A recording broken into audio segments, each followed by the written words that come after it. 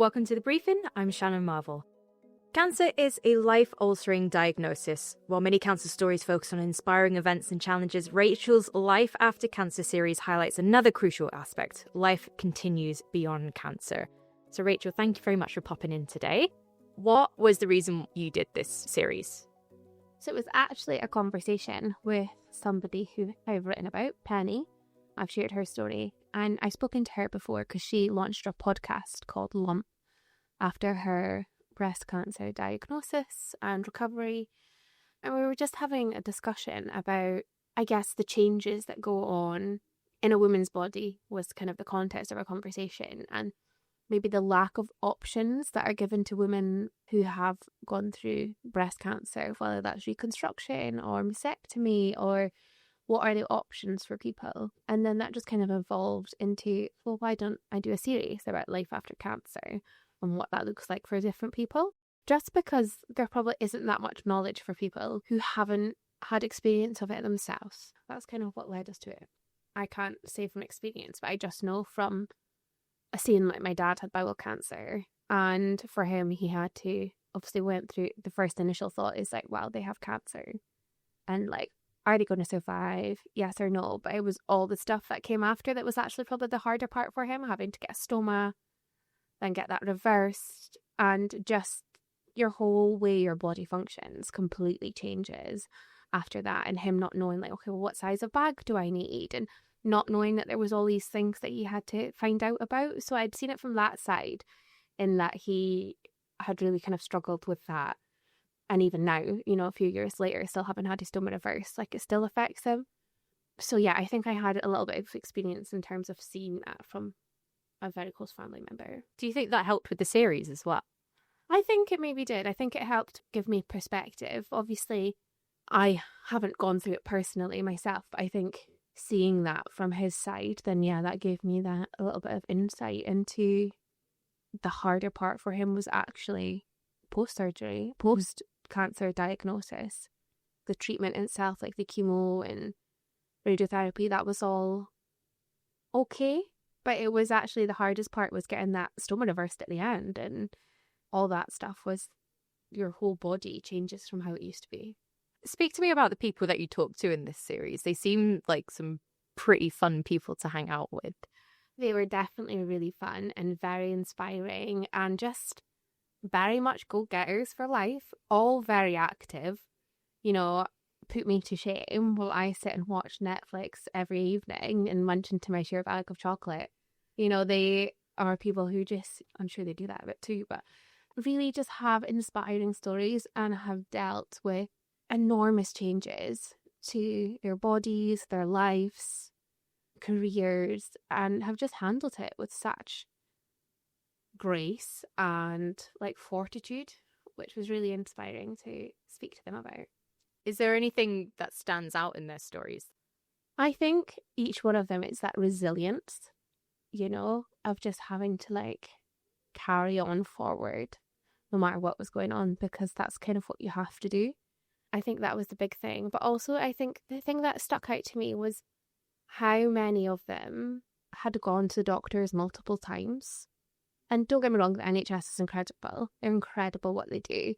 But there was quite a few of them who had gone several times back and forth. So this was wrong, and it was just getting diagnosed as sciatica or something else. And they had to keep going back until they eventually got that diagnosis. And I think that was the thing that I found quite, I don't know, not shocking, but surprising, I guess, is that it does take so long to maybe sometimes detect.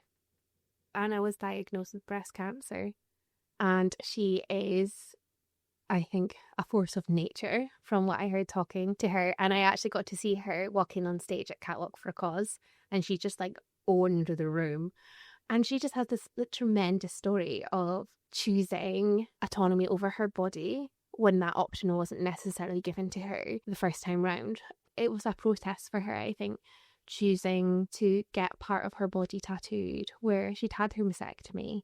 And it's just really like badass energy that she really possessed. And she's a kayaker and does these like incredible waterfalls and just really gets out there and lives life. And she's now, since having been diagnosed with cancer, has changed her career from working in construction, I think it was, to now working in a data lab researching cancer. So she's had this like complete like U-turn in what she does in life, and yeah, just really owns who she is. But that was a process for her of having to, like, I guess, mourn part of your body no longer being there, to then, okay, then how can I make sure that this belongs to me now, and how does that look? And I think that was really incredible to talk about, and there's so much like confidence, and she was so raw and open in what she discussed, which was really a privilege to be able to talk to her about. So Joanna, again, she is somebody else who has gone through a career change since her breast cancer diagnosis, and she actually had got her diagnosis when she was in Poland alone. That's probably the first time she kind of found out, and she'd gone to work with refugees there, and then she decided to like stay on before she came back and had time with her family, and she's now training to be a personal trainer, one that specialises in helping cancer rehabilitation, because she was looking for somebody when she had finished her treatment or was going through a treatment to be like, well, what can I do? What can I not do? And she realised that that wasn't there. So she decided to do it for herself and has gone to do that. And before she was in teaching, she's a baker. She's just, I think she did children's home one point in Ukraine as well. Just somebody who does everything. And yeah, now she's just making it happen. Again, somebody else whose life trajectory has changed since that diagnosis, but in a way that she now wants to help others through her own experience. Mo was really sweet. We did a Zoom call, and she actually worked in the radiographer ward before her diagnosis. And I'm not going to pronounce the name of what her cancer was because I will completely butcher it. But it was to do with the spine and the back. And she was an avid cyclist before, and really just went and climbed hills on holiday, did all this like outdoorsy stuff. And she's now back on her bike, and she's taken early retirement now, but she's helping do volunteering with inclusive cycling off at UHI. And she does it with an e-bike now, but she just said like that first time getting back on was like a little bit nerve-wracking, but she just felt like such freedom. So again, just like a very active, sporty person who just, she told me she had like little milestones when she was going through of like, she couldn't walk after parts of her surgery. And whether that would be like, okay, she couldn't get up the Marketbrae slope in Inverness, which is quite steep. I struggle with it. But she would get the lift and then she could take the stairs and then she was able to walk up it, and she had these little milestones to keep her going, which I thought is nice that you need that in life. You need those little nuggets of, okay, where are we going to next? Where are we going to next? Because it is a marathon, but we have to take that in increments. So. We have talked about Penny and about her podcast, but tell me a little bit more about her as well. I feel like everyone that you've interviewed just seems to be such a charismatic individual in their own rights. They definitely are, and Penny is one of these people. So I've known Penny for a wee bit now because she also works in the broadcasting industry and does journalism, and she runs podcasts, and I do think she is just a bit of a force of nature as well, and somebody like who I find almost like intimidating in a good way, because she is just like ace at what she does. When she got diagnosed with breast cancer, she wrote about her experience through the process and now has developed lump. And I think the thing for her was there was never any pictures or representation in normal life of women with a mastectomy. One day she was having a conversation with a friend who was like, look at the Simpsons episode. And in the Simpsons, there was this lady who had a mastectomy. But the thing was, the storyline wasn't about the fact that this character had a mastectomy. She was just somebody who happened to have one. It was really interesting speaking to Penny is that we don't see that often in like TV or movies or anything. Like if that happens to be their storyline, rather than them just being somebody who does incredible things, but they happen to have one breast or no breasts, and how can we as a society ensure that there is representation of all bodies in every level, because people need to see it to know that there's life beyond it. And I think she opened up the conversation for that, and is somebody who wants to change culture, and I love that for people who have that drive and perspective to see. So Ron has had cancer 3 times. I know his partner Janice, and she got in touch with me and said he's seen your Life After Cancer series, he'd love to talk. He is just a really cool guy, and it was lovely to have a male as part of the series as well, because it all been women, which I love women, but we also need some, male perspective because they are also affected by cancer. And the first time he had it, he was only, he was really young.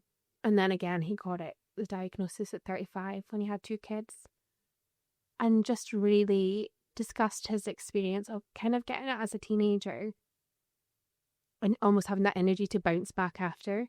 But also, treatments were not as effective maybe, or as kind to the body as they perhaps are now. Even if they aren't now, they have progressed over time, so he has seen it at different levels. I think his experience though was after the 3rd time of getting it, he was hit by this kind of like depression and real kind of like mental health dip, just due to everything, due to the fact he'd had it 3 times, the fact that he had a family now, a wife, and he was just really talked about that openly, about the fact that if somebody is going through it, to talk to someone. If you had a diagnosis of an illness of any kind, speak about it, because in your head alone is, to be honest, probably one of the most terrifying experiences. So I think he was just really owned that side of it that we need to discuss as well, is that it doesn't just affect our bodies, it affects everything. And he was just really open about that, which I'm really grateful that he was able to do that with us. Have you discovered anything through this series? Yeah, I think the one thing that I did not know beforehand, and it's probably quite stupid, but I didn't think of it, was that if you have a mastectomy, you lose your nipple. I just assumed for some reason you lost just the tissue on the inside, not a nipple, but that is part of it. As women, it's like a big part of us as well. So I think, yeah, that was one thing that's kind of stuck with me, is that you lose that as well. It's been lovely to see this series go on. And again, thank you to everyone who participated in your Life After Cancer series. It's lovely to hear a little bit of the background of them as well as their stories, which you can find on our website. So Rachel, thank you so much for popping in. Thank you. Thanks for having me. You've been listening to Beyond the Briefing, the stories behind the headlines, diving deeper into the biggest local stories in the Highlands. This podcast is brought to you by Highland News and Media.